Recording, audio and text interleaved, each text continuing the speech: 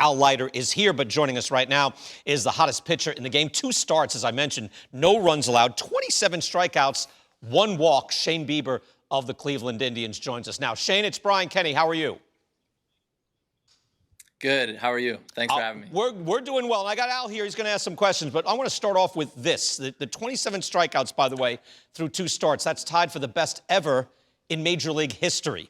So what went into you being so locked in right away?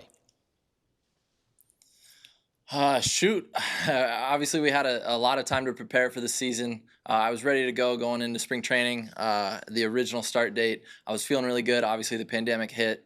And crazy, unprecedented times, but stayed ready as long as possible. Unfortunately, now we're here. Was able to hit the ground running, and really was kind of just locked in from the start. I had a shaky first inning in the season debut, the season opener, and then ever since that, I've been locating my pitches pretty well and getting ahead and putting guys away. So things have been going pretty well. Yeah, what did you do then during the shutdown? Because I know a lot of players didn't want to stay sharp because you didn't know how long you'd be out. What did you actually do? What were you physically doing?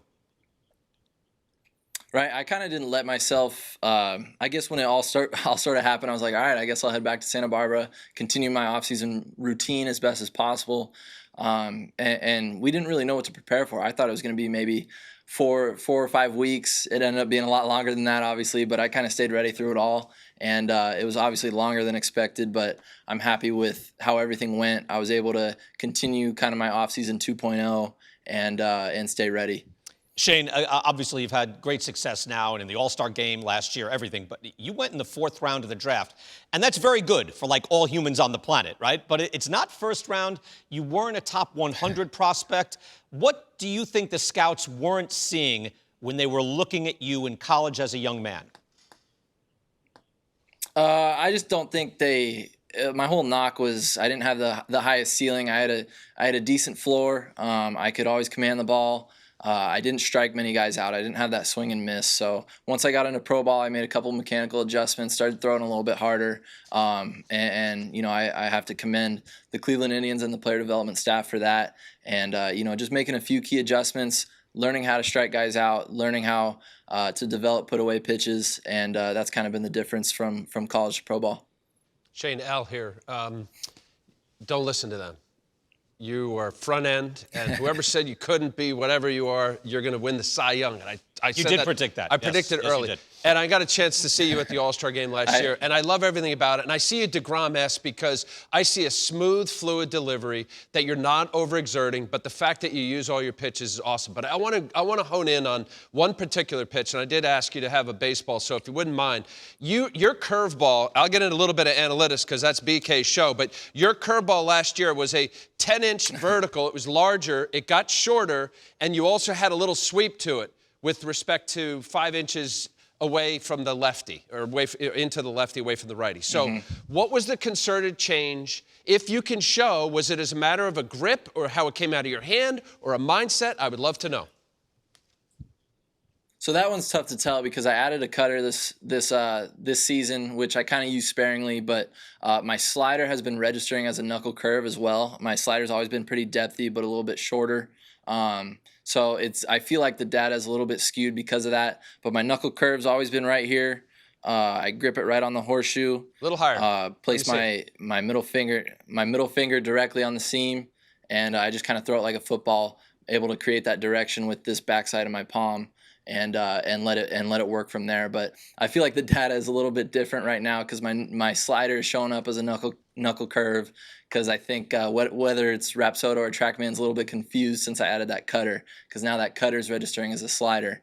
And so I'm able to use 3 different breaking balls, 3 different depths, and 3 different pitches to be able to kind of keep hitters off balance, and that's what I've been able to do early into the season, and hopefully can continue to do that. Because you want to get better, and the whole idea of watching guys that throw 98 to 100, and some of them get whacked. You have a plus fastball, but you use all your pitches. But I do also want to hone on another one. Changeup, which is something you developed, and I know I read a lot of some quotes on you this winter, but the changeup batting up against wasn't great. According to the data I look at, you've thrown 17 pitches, only 1 at bat that ended in a changeup 0 for 1. But what did you work on? Again, was it grip or was it delivery and arm speed? A little bit more delivery and arm speed. It's still got a long ways to go, that's for sure. My grip is still a traditional two-seam circle change, kind of with my middle finger on the inside of this seam right here. And I'm really just trying to keep my arm speed up, stay back in my delivery, and pronate it as best as possible. When it clicks, it's good. I threw a lot of good ones last outing against the Twins. I think I only got one swing and miss, though, I think out of maybe 8 to 10 change-ups. But if we're talking about analytics and the way the ball was coming out, I'd say all that feedback was pretty good, and the depth on it was kind of what I wanted. So I'm continuing to develop as best as possible, but I think if I'm going to live and die by a pitch, it might be that breaking ball. All right, so BK said you were 4th round out of UC Santa Barbara. Not a bad place to go to college either. That sounds fun. Honestly, Not just at all. between BK and I and you, did you think of, here you were, you rapidly went through the system. Even though 4th round, 16, 17, 18, you've had multiple levels. Last year you were 3rd in baseball behind Cole and Verlander in strikeouts. Was that always in your heart of knowing that, yeah, I can be that guy? Or is this like you wake up and you're like, oh my God, like I'm one of the best? Which one is it? I think not in college. Obviously, I had a lot of doubts. I was playing. I always knew I wanted to play as long as possible until they kicked me out of the game. So that's what kept me working. I never took it, too seriously. Once I realized that the game didn't need me, I feel like I leveled up as a player. I was able to go out there, continue to work on my craft, but not live and die by each outing. So once I was able to figure that out a little bit mentally, I was able to go out there, start showcasing better stuff. Like I said, I made a couple mechanical adjustments, and that's when I realized, hey, I can put guys out a little bit better now. And I started taking advantage of those pitches, starting to locate them a little bit better and see more swing and miss. So that's kind of when I realized, the ceiling is a lot higher than guys expected. Shane, that's interesting that you bring up not live and die with each outing or each pitch. Were you mentally tough on yourself? Was that something that was kind of difficult or that you had to work through?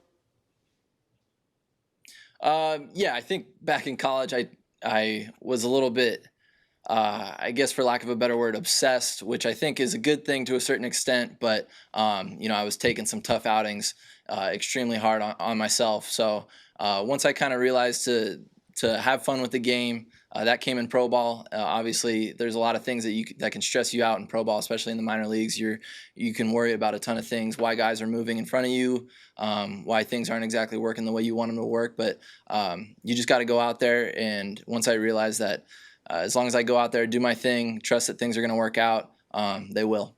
That's interesting. Yeah. And Shane, thank you for answering it like that, because it's the mental game. Because you can be obsessed, but sometimes that's not the best way to go about it. Yeah, you end up thinking about all the wrong things as to what you're actually trying to accomplish, and that's to make pitches. Shane, love watching the way you pitch, and man, keep it up. It's really fun to watch. I appreciate it, guys. Thank you. All right, thank you, Shane. Shane Bieber of the Cleveland Indians.